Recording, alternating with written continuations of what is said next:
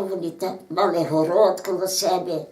Ну, в суботу то їх свято, то їх неділя, субота.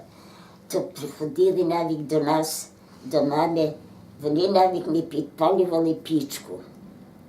То приходили, просили, щоб вони вже знали, щоб їм підпалити, а вони далі самі. Ну, пам'ятаю старого жида, він дуже молився, але ми так туди не ходили. Він молився, ну так накидував на себе, бо навіть часом, ну я була хоч маленька, але б ходила пічку підпалити. Так ми не ходили одні до другої, нічого.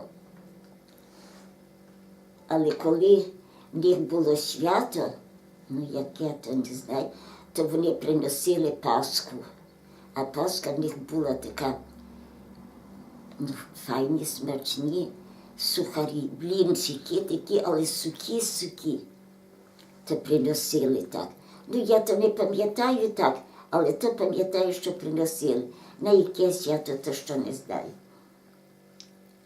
А потім вони там ще мали в Берездівцях родину, бо навіть діти приїжджали сюди до них, такі як я, тобі бавилися з ними.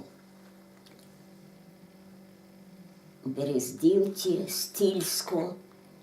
Ну там було, певне, більше жидів, не знаю. Але вони, так як родина, певне, була, приходили, бавилися.